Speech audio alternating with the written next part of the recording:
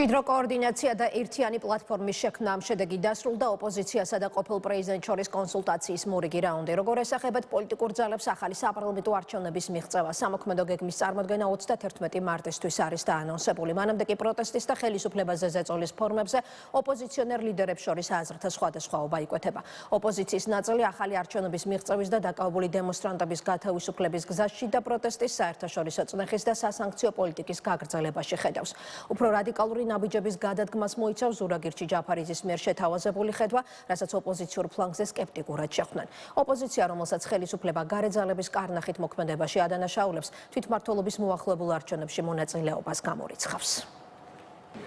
ოქტომბერში ჩატარებული საპარლამენტო არჩევნებისთვის მზადებიდან მზადება ხელახალი საპარლამენტო არჩევნებისთვის. მართალია ოპოზიციის ნაწილს ჯერ კონკრეტული გეგმა არ გაუჟღერებია, როგორ აპირებს ხელისუფლებას ახალი არჩევნების ჩატარება აიძულოს, მაგრამ მთავარი ამოცანა, როგორც თავად აცხადებენ, ახალ არჩევნებშიც ისევ მათი ხმების დაცვა უნდა იყოს.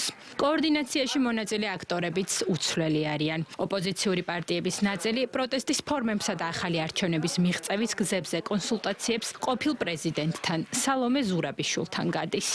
იყო საუბარი იმაზე, რომ ამ ერთობლივ პლატფორმამ უნდა იმუშაოს თვითონ არჩევნებამდე მისვლის ნაბიჯებზეც, შეიმუშაოთ ერთობლივი გეგმა, თუ როგორ უნდა ჩატარდეს ახალი არჩევნები, იმისაც რომ გამოირიცხოს ის უმსგავსობა, რაც ჩვენ ნახავთ 26 ოქტომბერს, 31 მარტი გვიახლოვდება, ეს არის რეფერენდუმის დღე, მოსახლეობის დიდმა უმრავლესობამ ხარი დაუჭირა ჩვენი ქვეყნის დამოუკიდებლობას, საჭიროა რომ თარიღს შევხვდეთ მომზადებულად, ღირსეულად. განსაკუთრებული რაღაც შედეგი ამ ეტაპზე არ არის. რა თქმა უნდა, ვართ ზეპარტიულ საკითხებთან დაკავშირებით თანხმედრაში და ეს ზეპარტიული საკითხები არის ჩვენი ევროპული მომავალი, პირველ რიგში სინდისის პატიმრების მდგომარეობა და მათი გათავისუფლება და რა თქმა უნდა, ხელახალი არჩევნების საკითხი. სანამ 31 მარტს ოპოზიციური სპექტრი სამოქმედო გეგმის ფორმას გააჟღერებს. თვალსაჩინოა, რომ სტრატეგიის გარშემო პარტიებს შორის ჯერ ისევ აზრთა სხვადასხვაობაა. მაგალითად, ერთ-ერთი ოპოზიციონერი ლიდერის ზურაგირჩი ჯაფარიძის ხედვასთან დაკავშირებით, რომელიც მან კოლეგებს შესთავაზა. გირჩი მეტი თავისუფლების ლიდერის სტრატეგიაში ცალკეული ოპოზიციონერი სუბიექტებისთვის მიუღებელი ხელისუფლებაზე ზეწოლის გეგმის ის ნაწილი აღმოჩნდა, რომელიც ეკონომიკურ სანქციებს გულისხმობს. არის სხვა საკითხები, რომლებშიც არის განსხვავებები და ეს ბუნებრივია, იმიტომ რომ სხვადასხვა იდეოლოგიის მქონე პარტიები ვართ. სანქციებთან დაკავშირებით ჩვენს ცალსახა პოზიცია გვაქვს, რომ არავითარ შემთხვევაში ეს სანქციები არ უნდა ვრცელდებოდეს ქვეყნის მოსახლეობაზე და არ უნდა აზიანებდეს ჩვენი ქვეყნის მოსახლეობის ინტერესებს. ნაციონალური მოძრაობა, რა თქმა უნდა, მოусმენს სხვადასხვა პოლიტიკურ ძალებს. საბოლოო ჯამში გავითვალისწინებთ იმას, რაც წაადგება ჩვენს ხალხს და ჩვენს ქვეყანას. რა თქმა უნდა, ცალკეულ ლიდერებს შეიძლება სხვადასხვა პოზიცია ჰქონდეს. საკოორდინაციო ცენტრის შექმნაში მონაწილე სუბიექტები ირწმუნებიან, რომ საზოგადოებრივი ინტერესების გარშემო შეთანხმებას შეძლებენ